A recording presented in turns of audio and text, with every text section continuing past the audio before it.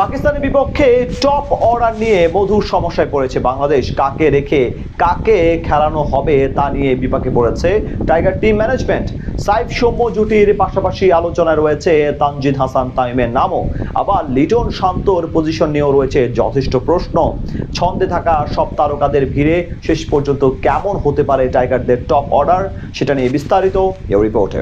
তানজিদ তামিম নাকি সৌম্য সরকার, পাকিস্তানের বিপক্ষে টাইগারদের হয়ে ইনিংসের শুরুটা করবেন কে? আর দুজনকে যদি খেলানো হয় তাহলে সাইফ হাসানের সুযোগ মিলবে কি করে? কেননা 3 ও 4 নাম্বার পজিশনের জন্য দলে আছেন লিটন দাস ও নাজমুল হোসেন শান্তর মতো ব্যাটাররা।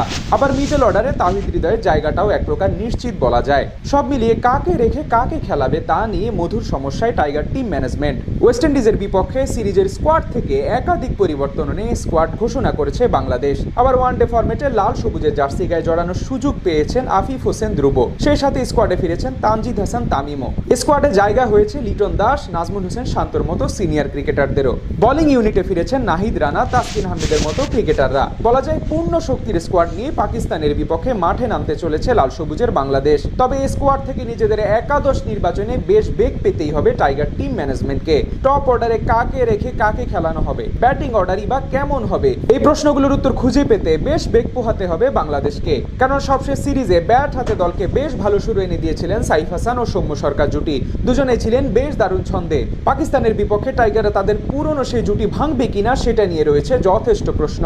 যদি ওয়েস্ট ইন্ডিজের বিপক্ষে সিরিজের পর থেকেই ব্যাট হাতে খুব একটা রানের দেখা পাচ্ছেন না সৌম্য সরকার। সবশেষ বিসিএলেও হাসিনি বাহাতির ব্যাট। এমন পরিস্থিতিতে সৌম্যর পরিবর্তে তানজিদ হাসান তামিমকে ওপেনিংয়ে সুযোগ দিতে পারে ম্যানেজমেন্ট। কেননা ব্যাট হাতে বেশ ফর্মেই আছেন তানজিদ হাসান তামিম, বিসিএলেও পেয়েছেন রানের দেখা। তাই তো সাইফ হাসানের সাথে তামিমকে ওপেনিংয়ে খেলানোর দিকে হাঁটতে পারে টিম ম্যানেজমেন্ট। এখন যদি তামিম, সৌম্য, সাইফ তিনজনকে খেলাতে চায় সেক্ষেত্রে মিডল অর্ডারের ইমব্যালেন্স হয়ে যাবে টাইগারদের। কেননা লিটন দাস, নাজমুল হোসেন শান্ত কিংবা তাহিদ হৃদয়ের কাছ থেকে সেরাটা লুফে নিতে চাইলে তাদেরকে 3 থেকে 5 নম্বর পজিশনে খেলানোর দিকে হাঁটতে হবে বাংলাদেশকে।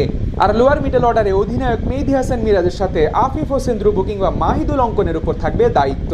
আর শেষ দিকে প্রয়োজন পড়লে রিশাদ হোসেন তো আছেনই বড় শট খেলার জন্য।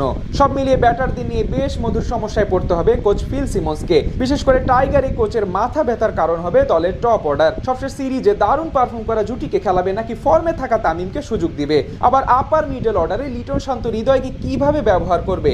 এই প্রশ্নগুলোর উত্তর খুঁজতে হবে কোচিং প্যানেলকে। শেষ পর্যন্ত তবে কারা সুযোগ পাচ্ছে আর কারা থাকছে একাদশের বাইরে সেটা জানার জন্য অধীর অপেক্ষায় প্রহর গুনছে টাইগার সমর্থকরা। তানজিদ তামিম নাকি সৌম্য সরকার, পাকিস্তানের বিপক্ষে টাইগারদের হয়ে ইনিংসের শুরুটা করবেন কে? আর দুজনকে যদি খেলানো হয় তাহলে সাইফ হাসানের সুযোগ মিলবে কি করে? কেননা 3 ও 4 নাম্বার পজিশনের জন্য দলে আছেন লিটন দাস ও নাজমুল